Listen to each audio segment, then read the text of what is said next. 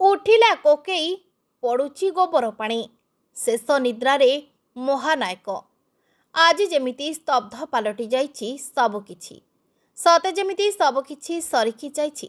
ଶେଷ ନିଦ୍ରାରେ ଶୋଇଯାଇଛନ୍ତି ମହାନାୟକ। ଆଉ କ'ଣ ବା ଅଛି? ସରିଗଲା ତାଙ୍କ ଅଭିନୀତ ସବୁ ଫିଲ୍ମ। କ'ଣ ଆଉ ସତରେ ସରପଞ୍ଚ ବାବୁ ଆଉ ଫେରିବେନି? କ'ଣ ସତରେ ସେହି ଦଣ୍ଡା ବାଳୁଙ୍ଗା ଆଉ ତାଙ୍କ ଅଭିନୟର ଯାଦୁରେ ବାଳୁଙ୍ଗାମି କରିବେନି? ସତରେ କେଇ କ୍ଷଣ ପରେ ସବୁକିଛି ନୀରବ ଗଲା। ନୁହେଁ, ଆଉ ତାଙ୍କ ବିୟୋଗ ପରେ ଭଉଣୀ କହିଲେ ଆଉ ଠାକୁର ପୂଜା କରିବିନି। ଦୁଃଖରେ ଭାଙ୍ଗି ପଡ଼ି ଭାଇ କହିଲେ ହନୁମାନଙ୍କୁ ପୂଜା କରିଥିଲେ, ହେଲେ ମୋ କଥା ହନୁମାନ ଠାକୁର ଶୁଣିଲେନି। ସତରେ ସେହି ମହାନ ଜନନାୟକଙ୍କୁ ହରାଇ ଆଜି ସାରା ଦୁନିଆ ସ୍ତବ୍ଧ ହୋଇପଡ଼ିଛନ୍ତି। ସେହି 67 ବର୍ଷ କ'ଣ ଯିବା ସମୟ? କ'ଣ ଆଉ କିଛି କ୍ଷଣ ଅଟକି ଯାଇଥିଲେ ହୋଇନଥାନ୍ତା? ତାଙ୍କର ଦଣ୍ଡା ବାଳୁଙ୍ଗା ଫିଲ୍ମରେ ସେ ତାଙ୍କର ପରିଚୟ ପାଇଥିଲେ। ଏଥିସହ ସେ ସାଲବେଗ, ଜୟଦେବ ଏବଂ ବନ୍ଧୁ ମହାନ୍ତିଙ୍କ ଭୂମିକା ବି ନିଭାଇଥିଲେ। ସେହି ଚରିତ୍ରରେ ଅଭିନୟ କରି ତାଙ୍କୁ ଦର୍ଶକଙ୍କ ମନ ଜିଣିଥିଲେ।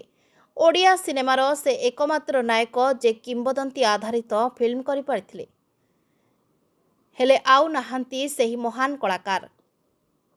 ତାଙ୍କୁ ଝୁରୁଛନ୍ତି ଗାଁ ମାଟି, ଝୁରୁଛି ପଡ଼ୋଶୀ, ଝୁରୁଛି ସହପାଠୀ।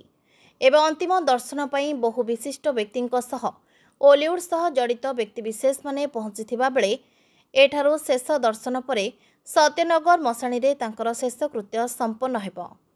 ଅପରାହ୍ନରେ ରାଷ୍ଟ୍ରୀୟ ମର୍ଯ୍ୟାଦା ସହ ଶେଷକୃତ୍ୟ ସମ୍ପନ୍ନ ହେବ ବୋଲି ଜଣାପଡ଼ିଛି। ଆଉ ଏବେ ଶ୍ୱଶୁରଙ୍କ କୋକେଇ ଉଠିବା ପରେ ବୋହୂ, ପୁଅ, ସ୍ତ୍ରୀ ପୁରା ଭାଙ୍ଗି ପଡ଼ିଛନ୍ତି।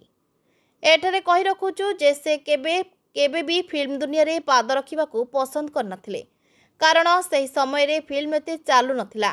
କିନ୍ତୁ ଅଭିମାନ ଫିଲ୍ମରେ ସେ ଏହି ଦୁନିଆରେ ପାଦ ରଖିଥିଲେ। ଜଣେ ସଫଳ କଳାକାର ହୋଇଥିଲେ।